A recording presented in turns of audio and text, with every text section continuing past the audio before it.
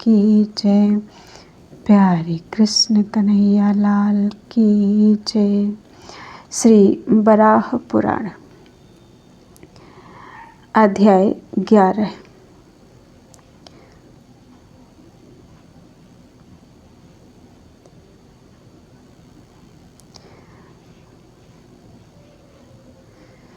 राजा दुर्जय का चरित्र तथा नैमिषारण्य की प्रसिद्धि का प्रसंग। भगवान वराह कहते हैं, पृथ्वी उस समय मुनिवर गौरमुख के परम उत्तम आश्रम को देखकर राजा दुर्जय ने सोचा, इस परम मनोहर आश्रम में चलूं और इसमें रहने वाले अनुपम ऋषियों के दर्शन करूं। यह विचार करके राजा दुर्जय आश्रम के भीतर चले गए। मुनिवर गौरमुख धर्म के साक्षात स्वरूप थे। आश्रम में राजा दुर्जय के आने पर मुनि का हृदय आनंद से भर उठा। उन्होंने राजा का भली भांति सम्मान किया। स्वागत सत्कार के पश्चात परस्पर कुछ वार्तालाप प्रारंभ हुआ। मुनिवर ने कहा, महाराज, मैं यथाशक्ति अनुयायियों सहित आपको भोजन पान कराऊंगा। आप हाथी घोड़े आदि वाहनों को मुक्त कर दें और यहाँ पधारें। ऐसा कहकर मुनिवर गौरमुख मौन हो गए। मुनि के प्रति श्रद्धा होने से राजा दुर्जय के मन में भी आतिथ्य स्वीकार करने की बात जच गई। अतः अनुचरों के साथ वे वहीं रह गए। उनके पास 5 अक्षौहिणी सेना थी। राजा दुर्जय सोचने लगे, ये तपस्वी ऋषि मुझे यहाँ क्या भोजन देंगे। इधर राजा को भोजन के लिए निमंत्रित करने के पश्चात विप्रवर गौरमुख भी बड़े चिंता में पड़ गए। वे सोचने लगे, मैं अब राजा को क्या खिलाऊं। महर्षि गौरमुख निरंतर भगवत भाव में तल्लीन रहते थे। अतएव उनके मन में चिंता उत्पन्न होने पर उन्हें देवेश्वर जगत प्रभु भगवान नारायण की याद आई। मन ही मन उन्होंने भगवान नारायण का स्मरण किया और गंगा के तट पर जाकर उन जगदीश्वर प्रभु की स्तुति करने लगे। पृथ्वी ने पूछा, भगवान, विप्रवर गौरमुख ने भगवान विष्णु की किस प्रकार स्तुति की। इसको सुनने के लिए मुझे बड़ा कौतूहल हो रहा है। भगवान वराह बोले, पृथ्वी, गौरमुख ने भगवान की इस प्रकार प्रार्थना की, जो पीतांबर धारण करते हैं, आदि रूप हैं तथा जल के रूप में जो अभिव्यक्त होते हैं, उन सनातन भगवान विष्णु को मेरा बारंबार नमस्कार है। जो घट घट वासी हैं, जल में शयन करते हैं, पृथ्वी, तेज, वायु एवं आकाश आदि महाभूत जिनके स्वरूप हैं, उन भगवान नारायण को मेरा बारंबार नमस्कार है। भगवान, आप संपूर्ण प्राणियों के आराध्य और सबके हृदय में स्थित हैं। अंतर्यामी परमात्मा के रूप में विराजमान हैं। आप ही ओमकार तथा वषटकार हैं। प्रभु, आपकी सत्ता सर्वत्र विद्यमान है। आप समस्त देवताओं के आदि कारण हैं, पर आपका आदि कोई नहीं है। भगवान, भूः भुवः स्वः जन मह तप और सत्य, ये सभी लोग आप में स्थित हैं। अतः चराचर जगत आप में ही आश्रय पाता है। आपसे ही संपूर्ण प्राणी समुदाय, चारों वेदों तथा सभी शास्त्रों की उत्पत्ति हुई है। यज्ञ भी आप में ही प्रतिष्ठित है। जनार्दन, पेड़ पौधे, वनौषधियाँ, पशु पक्षी और सर्प, इन सब की उत्पत्ति आपसे ही हुई है। देवेश्वर, यह दुर्जय नाम का राजा मेरे यहाँ अतिथि रूप से प्राप्त हुआ है। मैं इसका आतिथ्य सत्कार करना चाहता हूँ। भगवान, आप देवताओं के भी आराध्य और जगत के स्वामी हैं।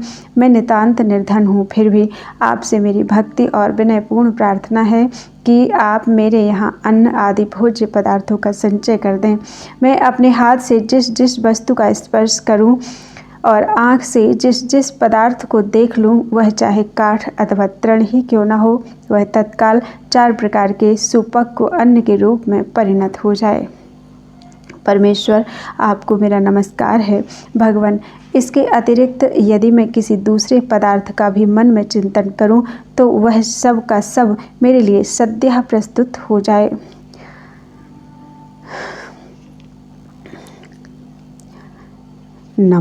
नमोस्तु विष्णवे नित्यं, नमस्ते पीतवाससे, नमस्ते आद्य रूपाय, नमस्ते जलरूपिणे, नमस्ते सर्वसंस्थाय, नमस्ते जलसायिने, नमस्ते चितिरूपाय, नमस्ते तेजसात्मने, नमस्ते वायुरूपाय, नमस्ते व्योमरूपिणे, त्वं देवः सर्वभूतानां प्रभुस्त्वमसि इच्छया। त्वमोंकारो वषट्कारः सर्वत्रैव च संस्थितः। त्वमादिः सर्वदेवानां तव चादिर्न विद्यते। त्वं भूस्त्वं च भुवः स्वस्त्वं जनस्त्वं च महः स्मृतः। त्वं तपस्त्वं च सत्यं च त्वयि देव चराचरं। त्वत्तो भूतमिदं सर्वं विश्वं त्वतो ऋगादयः। त्वतः शास्त्राणि जातानि त्वत्तो यज्ञः प्रतिष्ठितः। त्वतो वृक्षा विश्वथ त्वतः सर्वा वनौषधी। पशवः पक्षिणः सर्पास्त्वत्त एव जनार्दनः। ममापि देवदेवेश राजा दुर्जयसंज्ञितः। आगतो व्यागतस्तस्य चातिथ्यं कर्तुमुत्सहे। तस्य मे निर्धनस्याद्य देवदेव जगत्पते। भक्तिनम्रस्य देवेश कुरुष्वानादिसञ्चयं। यं यं स्पृशामि हस्तेन यं च पश्यामि चक्षुषा। काष्ठं वा तृणकन्दं वा तदन्नं चतुर्विधं। तथा त्वन्यतमं क्वापि यद्ध्यातं मनसा मया। तत्सर्वं सिद्धयतां महां नमस्ते परमेश्वर। भगवान वराह कहते हैं, पृथ्वी, इस प्रकार जब मुनिवर गौरमुख ने जगत प्रभु भगवान श्री हरि की स्तुति की तो वे अत्यंत प्रसन्न हो गए और उन महाभाग केशव ने अपना श्रेष्ठ रूप गौरमुख को दिखलाया और कहा, विप्रवर, जो चाहो वर मांग लो। यह सुनकर मुनि ने ज्यों ही अपने नेत्र खोले त्यों ही उनको भगवान श्री हरि के परम आश्चर्यमय रूप का दर्शन हुआ। उन्होंने देखा भगवान जनार्दन अपने हाथों में गदा और शंख लिए हुए हैं और उनका श्री विग्रह पीतांबर से सुशोभित है। वे गरुड़ पर बैठे हुए हैं और तेजस्वी तो इतने हैं कि 12 सूर्यों का प्रकाश भी उनके सामने कुछ भी नहीं है।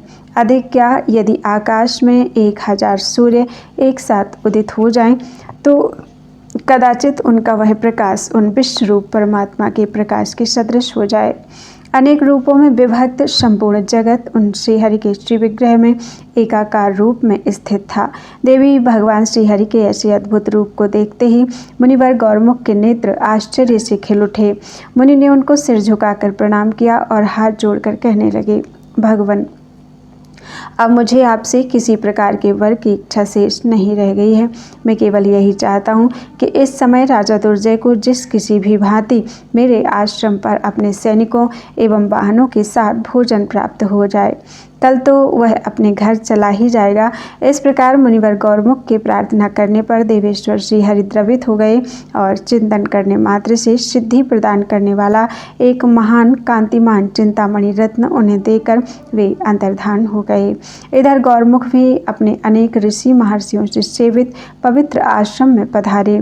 वहां पहुंचकर मुनि ने उस चिंतामणि के सम्मुख विशाल प्रासाद एवं हिमालय के शिखर तथा महान मेघ के समान ऊंचे एवं चंद्र किरणों के सदृश चमक से युक्त सैकड़ों तलों के महल का चिंतन किया।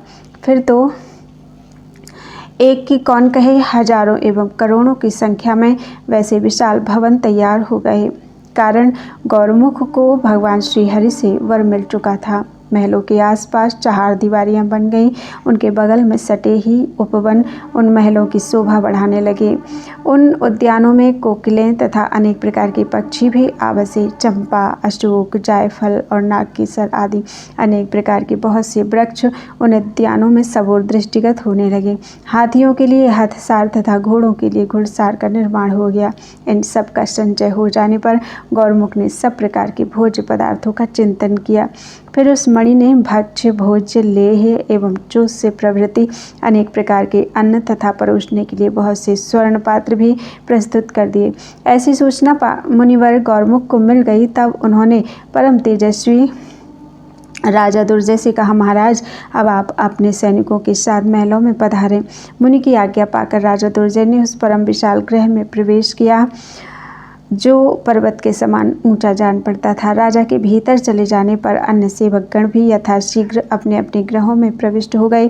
तदनंतर जब सब के सब महल में चले गए तब फिर मुनिवर गौरमुख ने उस दिव्य चिंतामणि को हाथ में लेकर राजा दुर्जय से कहा, राजन, यदि आप भोजन करना चाहते हैं तो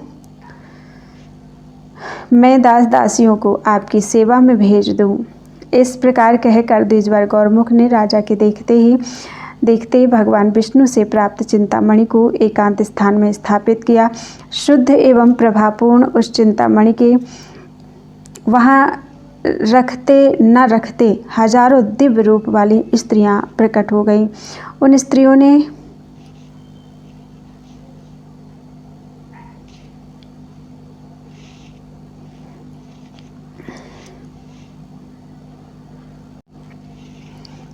उन स्त्रियों के सभी अंग बड़े सुंदर, सुकुमार तथा अनुलेपनों से अलंकृत थे।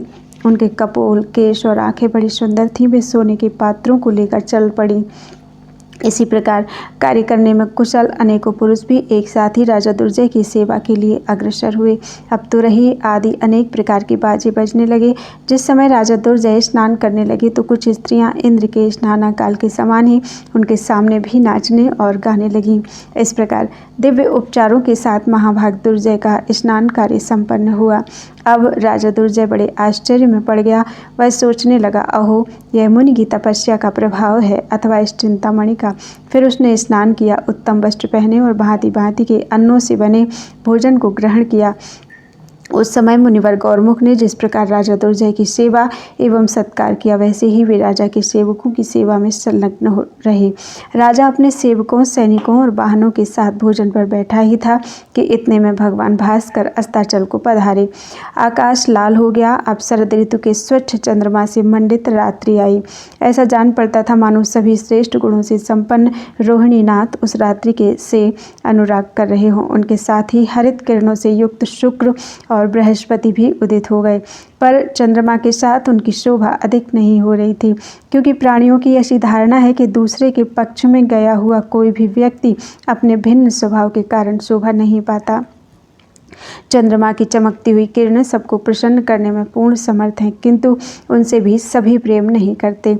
अब तक उन नरेश के सभी सेवक एवं वे स्वयं भी भोजन, वस्त्र और आभूषणों से सत्कृत हो चुके थे। अब उनके सोने के लिए बहुत से जड़ित पलंग भी भिन्न भिन्न कक्षों में उपस्थित हो गए। उन पर सुंदर गद्दे और चादरें भी बिछी हुई थीं। अपने हाव भाव से प्रसन्न करने वाली मनोहारिणी दिव्य स्त्रियां भी वहां सपरिया के लिए तत्पर थीं। राजा दुर्जय उस महल में गया, साथ ही अपने भृत्यों को भी जाने की आज्ञा दी। जब सभी महलों में चले गए तब वह प्रतापी राजा भी स्त्रियों से घिरा सुखपूर्वक शयन करने वाले इंद्र की तरह सो गया। इस प्रकार महात्मा गौरमुख के स्वागत सत्कार से प्रभावित परम प्रसन्न राजा तथा उनके सभी सेवक सो गए। रात बीत जाने पर राजा दुर्जय ने जगकर जब नेत्र खोले तो वे सुंदर स्त्रियां सभी बहुमूल्य महल तथा उत्तम उत्तम पलंग सब के सब लुप्त हो गए थे। यह स्थिति देखकर दुर्जय को बड़ा आश्चर्य हुआ। मन में चिंता के बादल उमड़ आए और दुख की लहरें उठने लगीं। यह मणि कैसे प्राप्त हो, इस प्रकार की चिंता की लहरियां उनके मन में बार बार उठने लगीं। अंत में उसने निश्चय किया कि इस गौरमुख ब्राह्मण की यह मणि मैं हठपूर्वक छीन लूं। फिर वहां से चलने के लिए सबको आज्ञा दे दी। जब मुनि के आश्रम से निकलकर वह थोड़ी दूर गया और उसके वाहन तथा सैनिक सभी बाहर चले आए, तब दुर्जय ने विरोचन नाम के अपने मंत्री को मुनि के पास भेजकर कहलवाया कि गौरमुख के पास जो मणि है उसे वे मुझे दे दें। मंत्री ने मुनि से कहा, रत्नों के रखने का उचित पात्र राजा ही होता है, इसलिए यह मणि आप राजा दुर्जय को दे दें।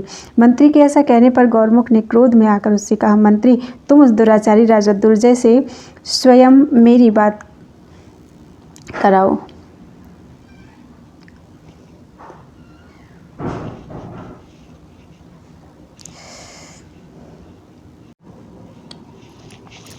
साथ ही मेरा यह भी संदेश कहना अरे दुष्ट, तू अभी यहाँ से भाग जा, क्योंकि यह स्थान दुर्जय जैसे दुष्टों के रहने योग्य नहीं है। इस प्रकार देशभर गौरमुख के कहने पर दुर्जय का मंत्री विरोचन, जो दूत का काम कर रहा था, राजा के पास गया और ब्राह्मण की कही हुई सारी बातें उसे अक्षरशः सुना दी। गौरमुख के वचन सुनते ही दुर्जय की क्रोधाग्नि भभक उठी। उसने उसी क्षण नील नामक मंत्री से कहा, तुम अभी जाओ और जैसे भी हो उस ब्राह्मण से मणि छीनकर शीघ्र यहाँ आ जाओ। इस पर नील बहुत से सैनिकों को साथ लेकर गौरमुख के आश्रम की ओर चल पड़ा। फिर वह रथ से नीचे उतरकर जमीन पर आया। तदनंतर अग्निशाला में पहुंचकर उसने मणि को रखे हुए देखा। परम दारुण क्रूर बुद्धि नील के पृथ्वी पर उतरते ही उस मणि से भी अस्त्र शस्त्र लिए हुए अपरिमित शक्तिशाली असंख्य शूरवीर निकल पड़े, जो रथ, ध्वजा और घोड़ों से सुसज्जित थे तथा ढाल, तलवार, धनुष और तरकश लिए हुए थे। भगवान बराह कहते हैं, परम भाग्यवती पृथ्वी, उनमें 15 तो प्रमुख वीर सेनापति थे, जिनके नाम इस प्रकार हैं: सुप्रभ, दीप्त तेजा, सुरश्मि, शुभ दर्शन, सुकांति, सुंदर, सुंद, प्रद्युम्न, सुमन, शुभ, सुशील, सुखद, शंभु, सुदांत और सोम। इन वीर पुरुषों ने विरोचन को बहुत सी सेना के साथ डटा देखा। तब ये सभी सूरवीर अनेक प्रकार के अस्त्र शस्त्र लेकर बड़ी सावधानी से युद्ध करने लगे। उनके धनुष सुवर्ण के समान दीप्यमान थे। उनके पंखधारी बाण शुद्ध सोने से बने हुए थे।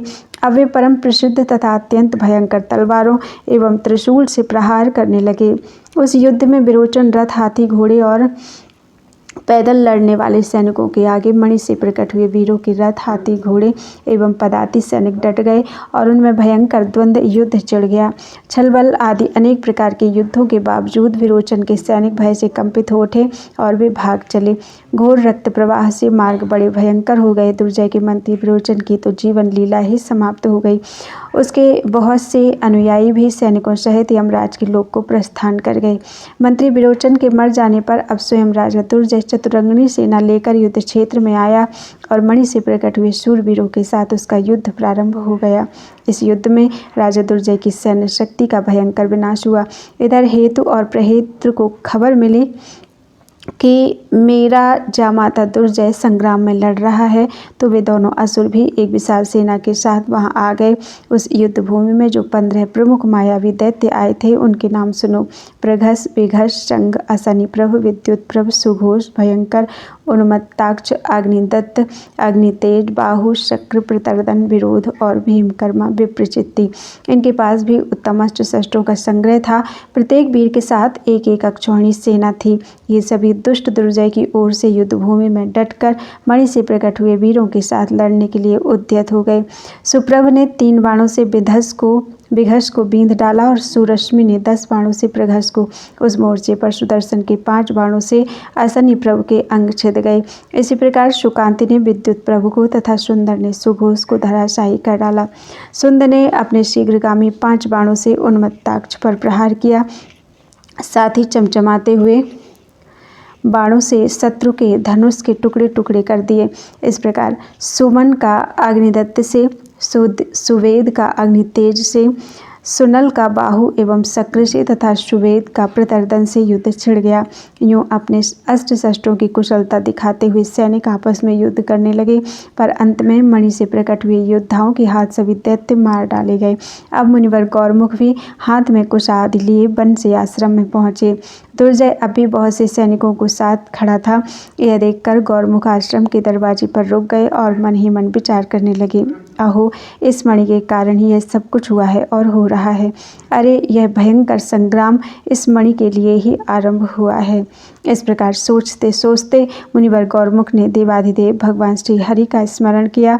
उनके स्मरण करते ही पीताम्बर धारण किए हुए भगवान नारायण गरुड़ पर विराजमान होकर मुनि के सामने प्रकट हो गए और बोले, कहो, मैं तुम्हारे लिए क्या करूं?